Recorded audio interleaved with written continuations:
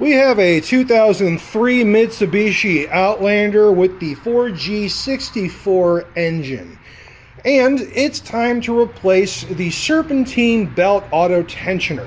So you can hear the engine running, it sounds great, but as soon as we kick it over to drive, go ahead,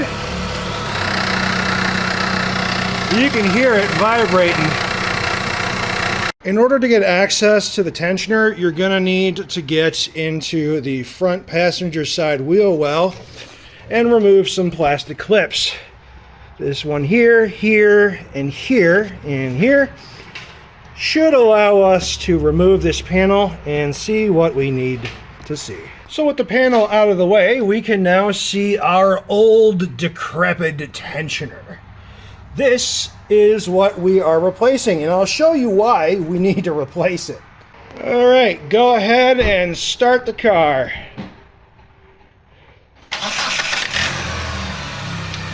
All right, it's not so bad when we sit here idling, but look what happens the moment we put it in drive. Go ahead.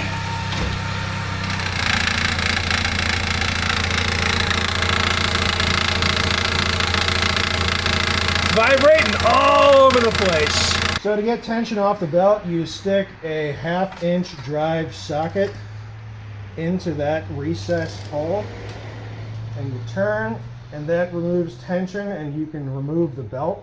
I've already done so, but this one's broken and there's yet another reason to replace it. Okie doke, so the main bolt is a 14, the side bolt is a 12.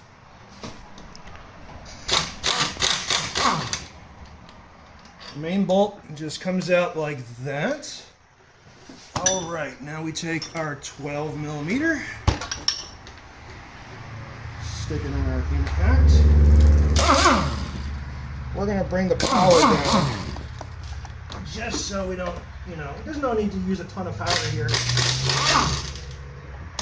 And bada bing, bada boom.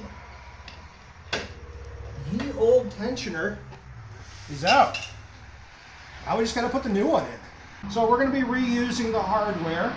It doesn't take a lot of force for this to come out, so everything's in good condition. We're going to slide this in place. And we're just gonna retain it a little bit by hand. And once you got it caught on that end, we're gonna take our side bolt and slide that in and get that hand started as well.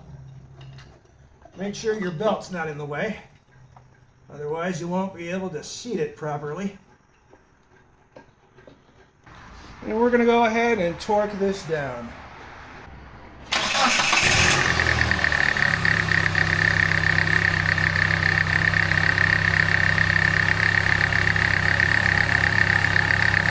Put her in drive.